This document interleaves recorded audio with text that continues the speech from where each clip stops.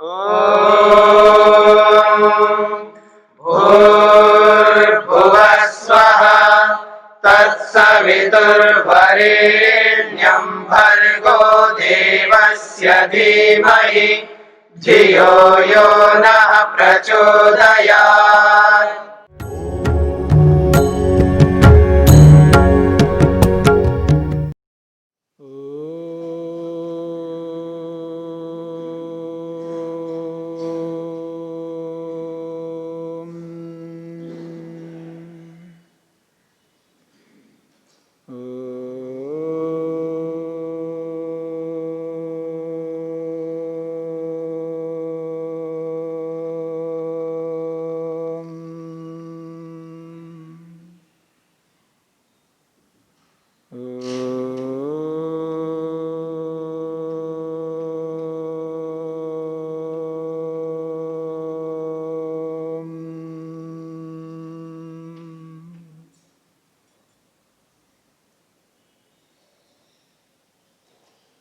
सांख्य दर्शन का 19वां दिन।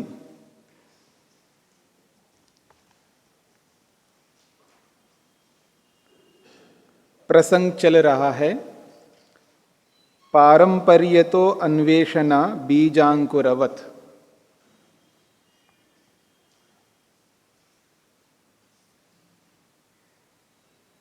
जिस प्रकार बीज में अंकुर कारण रूप में उपस्थित रहता है, उसी प्रकार संसार में सभी कार्य पदार्थ जो दिखाई देते हैं, उन कार्य पदार्थों में कारण पदार्थ विद्यमान रहता है।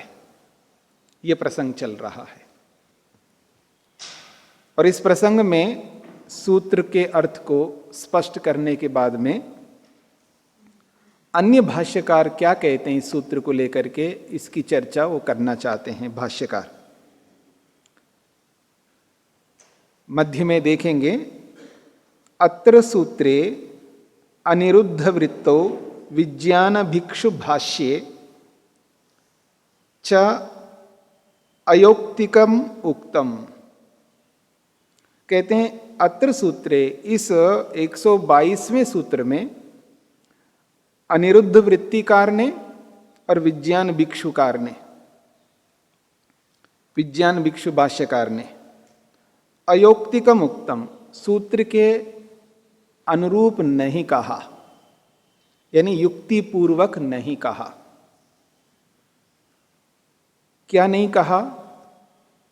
कहते हैं यत् कार्यस्य अभिव्यक्तेः अभिव्यक्तिरन्याः इति परंपरा अनवस्था दोषो अवस्थापिता। वो कहते हैं कार्यस्य अभिव्यक्तेः अभिव्यक्तिरन्याः, कार्य की अभिव्यक्ति, कार्य की जो अभिव्यक्ति है उस अभिव्यक्ति का अभिव्यक्ति करने वाला कोई और है। कार्य की जो अभिव्यक्ति होती है उस कार्य की अभिव्यक्ति करने वाला अभिव्यंजक कोई दूसरा ही है, ऐसा उन्होंने अर्थ किया है। इति परंपरा अनवस्था दोष अवतरिता। इस अनवस्था दोष का, इस परंपरा का इस रूप में उन्होंने अर्थ किया है, कार्य की जो अभिव्यक्ति होती है उसको अभिव्यक्ति करने वाला कोई और है। वो ये नहीं कहना चाह रहे हैं कि कारण ने अभिव्यक्त किया है, उस कार्य का जो कारण होता है उसने अभिव्यक्त किया। तो अभिव्यक्ति तो कोई भी कर सकता है ना, किसी वस्तु को प्रकट करने वाला, जैसे घड़े को प्रकट करने वाले कोई भी हो सकते हैं। कुम्हार भी प्रकट कर सकता है, मिट्टी भी प्रकट कर सकती है। तो जब आपको कारण बताना है तो घड़े का कारण आप मिट्टी बताओगे। उपादान कारण के रूप में जब पूछा गया कि इस घड़े का रॉ मटेरियल क्या है, यानी उपादान कारण क्या है, यह प्रश्न किया जा रहा है, तो आप उस प्रश्न का समाधान मिट्टी के रूप में दोगे या कुम्हार के रूप में दोगे? मिट्टी के रूप में दोगे। तो उन्होंने ऐसा अर्थ नहीं किया है। बस इस कार्य को अभिव्यक्त करने वाले, प्रकट करने वाले कोई और कारण है, तो वो कौन कारण है ये नहीं स्पष्ट किया है, इस रूप में उन्होंने अर्थ किया, इसलिए सूत्र के अनुरूप अर्थ उन्होंने नहीं किया, ऐसा ये कहना चाहते हैं भाष्यकार।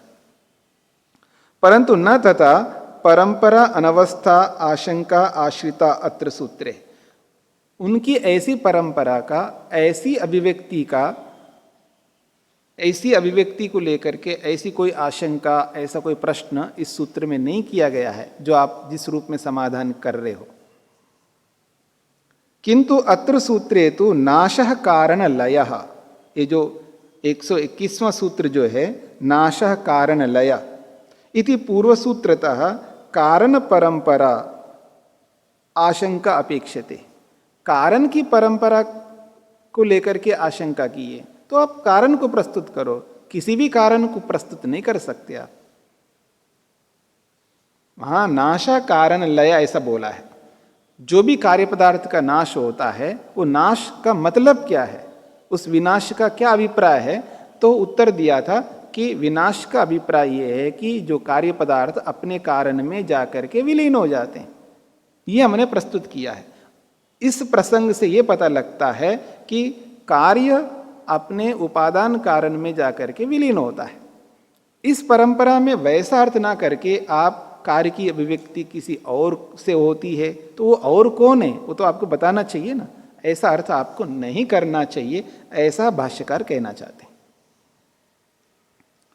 इति पूर्वसूत्रतः कारण परंपरा आशंका अपेक्षते यत् कार्याभिव्यक्ति कारणाद् भवति, कार्य की जो अभिव्यक्ति है उसके उपादान रूप कारण से होती है। पुनः तत्कारण अभिव्यक्ति कुतः, फिर उस कारण की अभिव्यक्ति किससे होती है, यानी उस कारण का भी कारण कौन है। इति कारण परंपरा आशंकायाम सूत्र तात्पर्यम, इसी कारण परंपरा के आशंका को लेकर के सूत्र बनाया गया है। तथैव बीजांकुरवत् कारण परंपरायाम उदाहरणम दत्तम, वैसा ही मान करके बीजांकुरवत् ऐसा कह करके उत्तर दिया गया है। इसी कारण परंपरा को ध्यान में रखते हुए ही उत्तर जो दिया है कि बीजांकुर के समान कार्य कारण को समझ लेना चाहिए, तभी समाधान हो जाएगा। अन्यथा अगर आप करने लगेंगे तो समाधान नहीं हो पाएगा, ये इसका अभिप्राय है। सूत्रार्थ,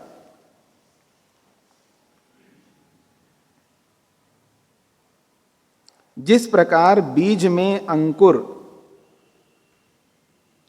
जिस प्रकार बीज में अंकुर कारण रूप में उपस्थित रहता है, जिस प्रकार बीज में अंकुर कारण रूप में उपस्थित रहता है, उसी प्रकार, जिस प्रकार बीज में अंकुर कारण रूप में उपस्थित रहता है, उसी प्रकार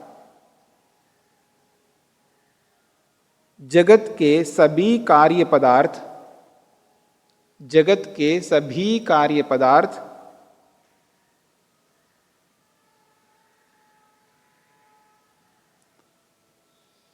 सभी कार्य पदार्थ अव्यक्त रूप कारण पदार्थ में, अव्यक्त रूप कारण पदार्थ में विद्यमान रहते हैं। अव्यक्त रूप कारण पदार्थ में विद्यमान रहते हैं, इस कारण अनवस्था दोष नहीं आता, इस कारण अनवस्था दोष नहीं आता।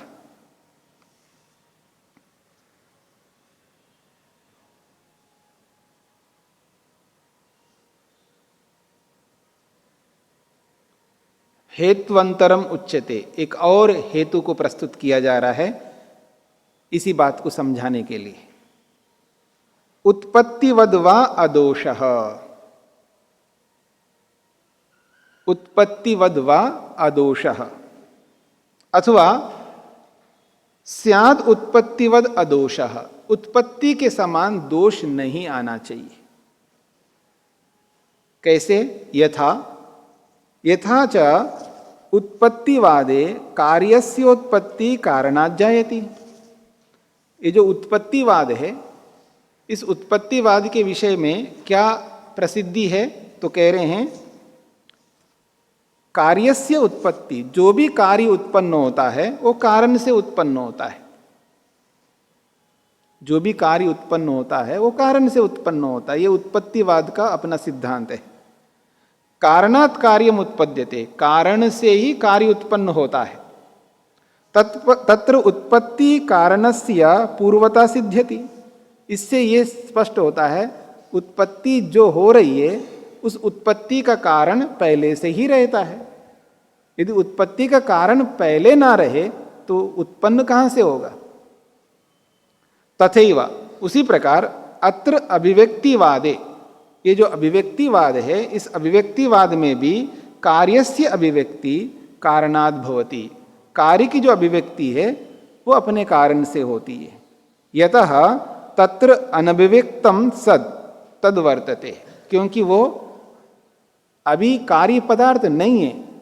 जैसे यहाँ बाहर निकल के देखिए, वहाँ पर मिट्टी है, तो उस मिट्टी में घड़ा है, तो किस रूप में है? अनभिव्यक्ति के रूप में है, अभिव्यक्त नहीं है। एक सामान्य सी बात हो गई ना।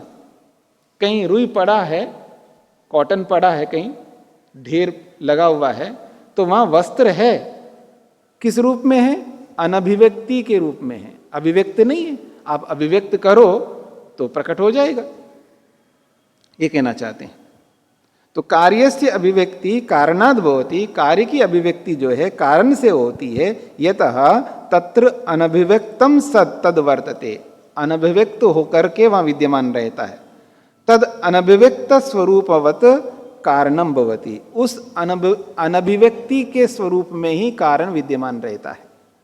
तस्मात् न दोषा, इसलिए दोष नहीं होता। आप अभिव्यक्ति सिद्धांत को मानो या उत्पत्ति सिद्धांत को मानो, एक ही बात है। आप कहो कार्य उत्पन्न हुआ ऐसा बोलो, या कार्य अभिव्यक्त हुआ ऐसा बोलो, अंतर क्या आएगा? केवल शब्दों में ही अंतर आएगा ना, वस्तु तत्व में कोई अंतर नहीं आएगा। आप ये बोलिए कि आधा गिलास भरा हुआ है, ठीक है ना, आधा गिलास भरा हुआ है, और क्या बोलोगे आप? आधा गिलास खाली है, ये बोलो।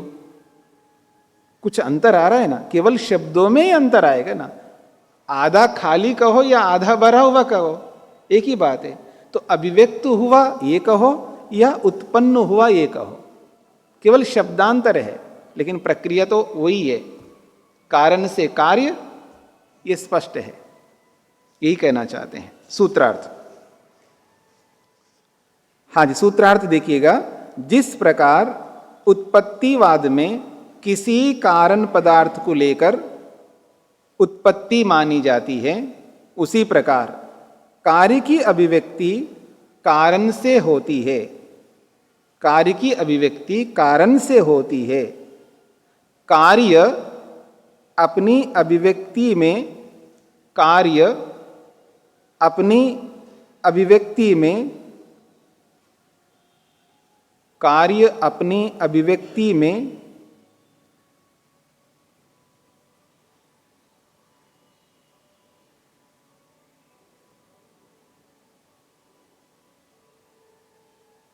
अभिव्यक्ति में, कार्य अपनी अभिव्यक्ति से पूर्व, ऐसा करिएगा। कार्य अपनी अभिव्यक्ति से पूर्व, कार्य अपनी अभिव्यक्ति से पूर्व कारण में, कारण में अनभिव्यक्ति, अनभिव्यक्ति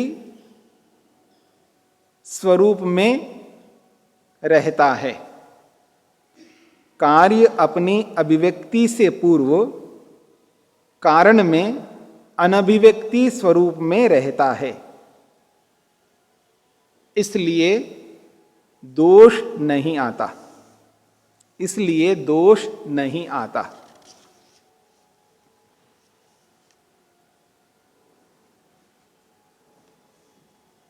हाँ जी, अब एक प्रश्न किया जा रहा है भूमिका में। भवतु यद अभिव्यक्तम तत्कार्यम यस्मात् अभिव्यज्यते तत्कारणम। कहते हैं भवतु हो जाए, यद अभिव्यक्तम तत्कार्यम, जो प्रकट होता है, जो प्रकट होता है, तत्कार्यम उसको कार्य बोल दो, यस्मात् अभिव्यज्यते, और जिससे वो कार्य अभिव्यक्त होता है उसको कारण समझ लो। तथापि फिर भी कार्यस्य विशिष्टम स्वरूपम किम, हमारा प्रश्न है कार्य का विशिष्ट स्वरूप क्या है, यानी उस कार्य को हम आसानी से कैसे समझें कि ये कार्य है।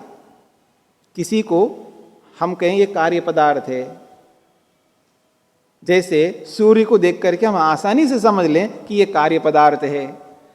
ये जो धरती, जिस धरती पर हम बैठे हैं, इसको देख करके हम आसानी से समझ ले ये कार्य पदार्थ है। चंद्रमा को कार्य पदार्थ है। तो जो भी इस सृष्टि में पदार्थों को देख रहे हैं हम लोग, विशेषकर जिनको मनुष्यों ने नहीं बनाया, मनुष्यों ने जिनको बनाया तो हमको पता ही है। मकान को देख करके हमें कोई शंका थोड़ी होती है कि ये पहले से ही है या बना हुआ है। ये तो हमें सबको पता है कि इसको बनाया गया है और बनाने वाले बैठे हैं यहां पर, ठीक है ना। तो मकान को देख करके, गाड़ी को देख करके, या किसी और चीज जिनको मनुष्यों ने बनाया, उसको लेकर के हमें कोई आशंका नहीं होती है। हमें जो आशंका होती है, धरती को देख करके, सूर्य को देख करके, चंद्रमा को देख करके हमें आशंका होती है। तो ये प्रश्न करने वाला ये प्रश्न कर रहा है कि हम कैसे माने कि ये कार्य पदार्थ है। इसको कार्य पदार्थ के रूप में समझने के लिए कोई विशिष्ट स्वरूप रखो हमारे सामने, इसलिए इसको कार्य कहते हैं। ये प्रश्न किया जा रहा है। तो कह रहे हैं कार्यस्य विशिष्टम स्वरूपम किम, यतः तज्ज्ञानम सौगम्येन स्यात्, उसका ज्ञान हमें सुगमता से हो जाए। सौगम्येन का मतलब सुगमता से हो जाए। इति आकांक्षायाम उच्यते, इस आकांक्षा में उत्तर दिया जा रहा है। सूत्र है हेतुमत अनित्यम सक्रियम अनेकम आश्रितम लिंगम। ये कार्य पदार्थ के लक्षण बताए गए। कैसे हम मान सके कि ये कार्य पदार्थ है, उसके हेतु बता दिए। यहां पर बहुत सारे कारण बताए। पहला हेतु दिया हेतुमत, दूसरा दिया है अनित्यम, तीसरा दिया है सक्रियम, चौथा दिया है अनेकम, पांचवा दिया है आश्रितम। उसको लिंगम कहते हैं, उसको कार्य। लिंगम का अर्थ है यहां कार्य। तो 5 हेतु दिए हैं। किसी भी वस्तु को हम ये जान सके कि ये कार्य पदार्थ है, उसके पीछे ये 5 कारण, ये 5 रीजन हैं जिनको देखने से पता लगता है ये कार्य पदार्थ है। पहले लिंगम को समझाया जा रहा है। लिंगम का अभिप्राय क्या है? तो कहते हैं लिंग्यते अनुमीयते कारणम अनेन इति लिंगम, अर्थात कार्यम।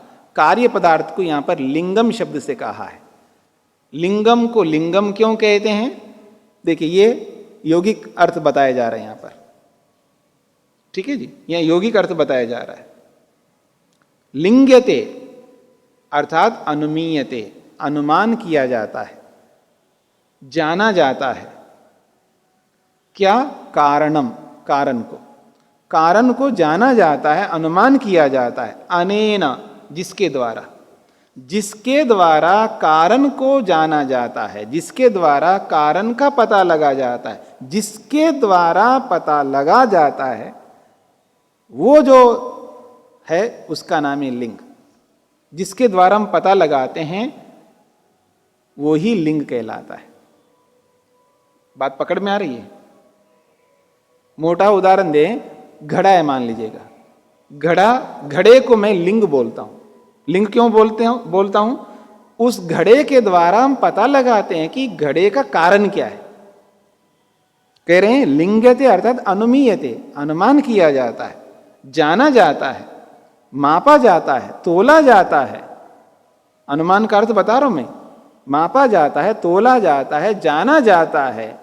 जिसके द्वारा, किसके द्वारा? घड़े के द्वारा। क्या जाना जाता है? कारणम, कारण। तो जिसके द्वारा कारण को जाना जाता है, वो जो माध्यम है उसको कहते हैं लिंग, अर्थात कार्य। लिंगम शब्द का अर्थ स्पष्ट हो गया? साउथ भारत में तो व्यक्तियों के नाम भी, जैसे रामालिंगम है, तो उसमें भी ऐसा ही कुछ संकेत मिलता है क्या? नहीं, मैंने आपके सामने रखा था 3 प्रकार के शब्द होते हैं। एक यौगिक शब्द होते हैं, जो अभी चर्चा हो रही यौगिक शब्द का, और एक होता है योग रूढ़, और एक होता है रूढ़। रूढ़ जो शब्द होते हैं वो रूढ़ ऐसे होते हैं, रख दिया नाम ऐसे, उस शब्द का अर्थ उस वस्तु में हो जरूरी नहीं है। अगर हो तो वो योग रूढ़ बनेगा, और कुछ नहीं है उस शब्द का, उस अर्थ के साथ कोई लिंक नहीं है, बस नाम रख दिया, उसको रूढ़ कहते हैं। तो ये जो नाम रखे जाते हैं अधिकांश रूढ़ में रखे जाते हैं, और वैदिक काल में तो योग रूढ़ के रूप में रखते थे। ठीक है ना। मान लीजिए किसी का नाम विनय रखना, तो ये इसलिए रखा जाता है विनय, ताकि वो उसके अंदर विनयशीलता आ जाए। माता पिता का कर्तव्य है, जब नाम आपने विनय रखा है तो उसको विनयशील बनाओ, नहीं तो आपको वो नाम हटाना चाहिए। बड़ा होने के बाद जिसके जीवन में विनय ही नहीं है तो उसका नाम चेंज कर दो। हाँ, बदलना चाहिए, और नाम कभी भी बदल सकते, याद रखना, और बहुत इजी है, सरल है नाम बदलना। कैसे? अखबार में दो, जो प्रसिद्ध न्यूज़पेपर होते हैं, अखबार होते हैं, उसमें दे दो। 2-3 अखबारों में, कम से कम 2 अखबारों में दे दो, प्रसिद्ध अखबारों में, और मेरा नाम ये था, अब मैं ये नाम रख रहा हूँ, ऐसे दे दो। जब आ जाएगा तो उसके ले लो कटिंग और जाओ तहसील में और वहाँ पर एफिडेविट बनवा लो, बस बदल गया आपका नाम। बहुत सरल है, बहुत सरल है नाम बदलना। तो इसलिए अब किसी का नाम आपने रखा है कि श्रुति, और उसके जीवन में कोई श्रुति ही नहीं है, वेद ही नहीं है, वेद को कभी देखा ही नहीं उसने, अब ऐसा क्या नाम रखा आपने श्रुति? किसी का नाम मेधा रखा, उसके पास मेधा का कोई काम ही नहीं है। तो ये रूढ़ी शब्द होते हैं। ठीक है, कोई बात नहीं, मत बदलो अपना नाम, पर आप ये मत समझना कि मेरा नाम मेधा है तो मेरे पास बहुत मेधा है, ये मत समझना। फिर अगर ऐसे समझना हो तो फिर वैसे बनो। ठीक है जी।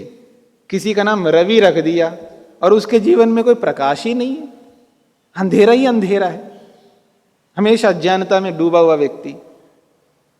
तो रवि इसलिए कहा जाता है जिसके जीवन में प्रकाश हो। तो प्रकाश लाओ, प्रकाश पैदा करो, ज्ञान विज्ञान को प्राप्त करो, अलग अलग प्रकार का नॉलेज गेन करो। नहीं करते हो तो फिर ठीक है, नाम रवि तो केवल रूढ़ी है, केवल पुकारने के लिए नाम रखा है। फिर ये क्यों गर्व करते हो कि मैं तो रवि हूं? ऐसा मत करना, ठीक है ना। किसी का नाम आदित्य रखा है तो आदित्य के समान रवि कहो, आदित्य कहो, ठीक है ना। तो नाम इसलिए रखा जाता है वैसा बना जाए। अगर ऐसा नहीं रखा जाता है तो ठीक है, अब कुछ भी नाम रख सकते हैं। अब किसी का नाम बुश रख दिया, वो झाड़ियां थोड़ा है, वो बुश का मतलब झाड़ी, वो झाड़ी थोड़ा है, वो तो आदमी है। ये तो नाम है, इसको कहते हैं रूढ़। ठीक है, हाँ चले हम आगे। तो लिंग को समझाए यहां पर। लिंग किसे कहते हैं? कार्य पदार्थ को लिंग कहा है। क्यों कहा है? उसी के माध्यम से कारण को जाना जाता है। अब आइए हेतु मत को समझ लीजिएगा। तच्च हेतु मत, हेतु मत कारणवत। हेतु कहते हैं कारण को, हेतु मत मतलब कारण वाला होता है। जो भी कार्य पदार्थ होगा वो कारण वाला होगा। सहेतुकम कारणान्वयी, वो सहेतुक होता है, यानी हेतु सहित होता है, कारण सहित होता है। कारणान्वयी, कारण से वो अन्वित होता है। कोई भी कार्य पदार्थ लीजिएगा उसमें कारण विद्यमान रहता है, इसको कहते हैं कारणान्वयी। अन्वय का मतलब है उसके साथ जुड़े रहना। कार्य में हमेशा कारण जुड़ा रहता है, कारण को कार्य से अलग नहीं कर सकते। तथा निमित्तवच्च, वो निमित्त वाला होता है। कारण कहो, हेतु कहो, निमित्त कहो। कस्मैचित निमित्ताय कृतम, अथवा वो किसी निमित्त के लिए किया जाता है उसको, वो जो कार्य पदार्थ है वो किसी के लिए किया जाता है। मेरी बात को समझने का प्रयत्न कर। कोई भी कार्य पदार्थ हो, कोई भी कार्य पदार्थ वो किसी के लिए होता है, अपने लिए नहीं होता है। किसी वस्तु को बनाया जाता है वो किसी के लिए बनाते हैं हम, और जिसके लिए बनाते हैं वो चेतन होगा। तो यही कह रहे हैं कस्मैचित निमित्ताय कृतम, किसी के निमित्त से उसको बनाया गया है। और वो क्या करेगा? भोगार्थम इति यावत, वो भोग के लिए है, उपयोग के लिए है, प्रयोग के लिए है। आपने कोई वस्तु बनाई है तो वो क्यों बनाई आप? उपयोग के लिए। तो जो उपयोग करने वाला है उसके लिए बनाया। यह है निमित्त वाला, कारण वाला, यह है हेतु मत का अर्थ। एक अर्थ बताया है। कार्य क्यों है? क्योंकि वो हेतु वाला होता है, कारण वाला होता है, निमित्त वाला होता है। इतने सारे हेतु दे दिए एक ही बात। अगली बात, अनित्यम, वो कार्य कैसा होता है? अनित्य होता है, अर्थात नश्वरम, वो नष्ट होने वाला होता है, सदा उसी रूप में कभी नहीं रह सकता। कोई ऐसी वस्तु आप बता सकते हैं? कोई भी एक वस्तु आप बताइए, दुनिया का कोई भी पदार्थ हो जिसको आप कहो ये वस्तु जो है ये वैसा का वैसा है, बता सकते हैं आप में से कोई?